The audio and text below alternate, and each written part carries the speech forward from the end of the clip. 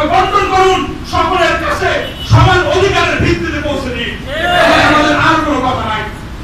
আজকে দেখেন, আজকে বলতে চাই না, বলতে হয়, রাষ্ট্রের সর্বোচ্চ স্থান সুপ্রিম কোর্ট প্রাঙ্গণ। ৯২ থেকে ৯৫% মুসলমানের বাংলা।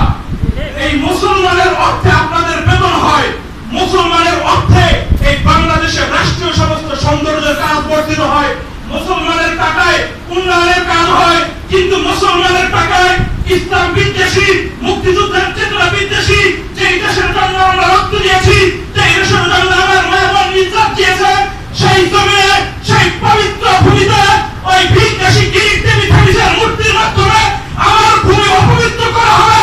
আমার মুসলমান থাকতে, একটা মুসলমান থাকতে, মুসলমানের গায়ে রক্ত থাকতে, আমাদের অর্থ দিয়ে, আমাদের শ্রম দিয়ে এই বাংলার জমিনে কোন মূর্তি মেনে নেওয়া হবে না। আমার বন্ধুরা, যদি মুক্তি করতে চান, যদি মুক্তি করতে চান, আপনি বাংলাদেশের সাথে সাংঘর্ষিক হোক। আমরা আমাদের বাংলাদেশের জন্য রক্ত দিয়েছি, আমার মা বোন ইজ্জত দিয়েছে, আমার ভাইরা শহীদ হয়েছে।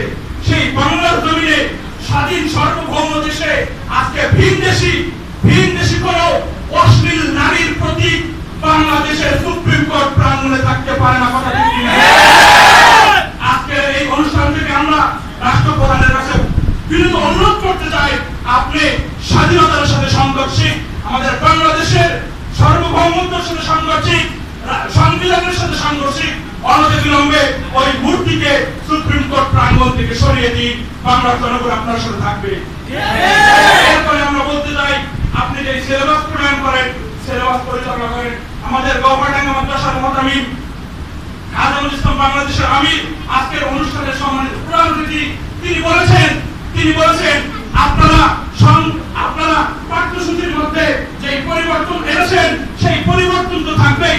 পাঠ্যসূচি প্রণয়নের জন্য পাঠ্যসূচি রচনা ও সম্পাদনা পরিষদের মধ্যে আমার বাংলার জমিন থেকে 2 জন অভিজ্ঞ আলেমকে ওই পাঠ্যসূচি এবং পাঠ্যপুস্তক রচনা ও সম্পাদনা বোর্ডের মধ্যে স্থান দিতে হবে।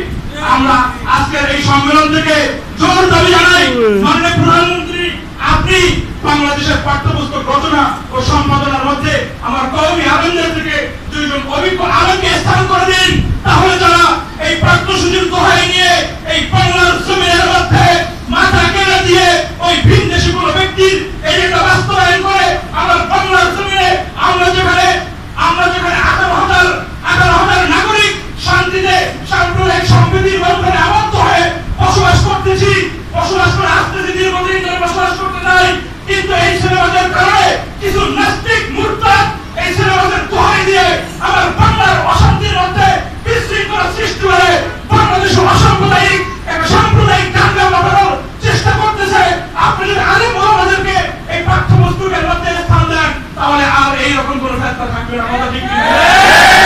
তাই আজকে আমি আমার এই আলফা বন্ধুদের কাছে, আজমুল ইসলামের সমস্ত কর্মী সমর্থক ভাইদেরকে বলতে চাই, আপনারা আলফায় আসুন। দেখুন, এই আলফা শুধুমাত্র একটা মসজিদ নয়, এটা মসজিদের নববীর নকশা।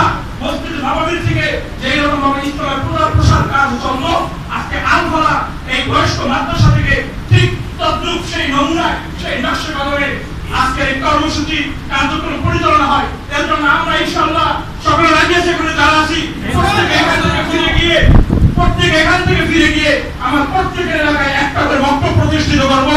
সকলের বাড়ি বাড়ি আমাদের যারা পরিচিত আছে, সকলের সদস্য হুজুর রহমতুল্লাহ আলাইহির একটা করে বই হলো আমার সকল বন্ধুদের পক্ষে রাজি আছি, সকলে রাজি আছি।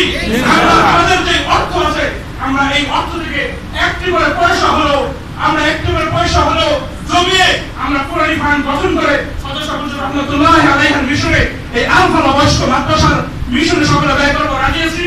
আল্লাহ রাব্বুল আলামিন আমাদের সকলকে তৌফিক দান করেন। আমিন।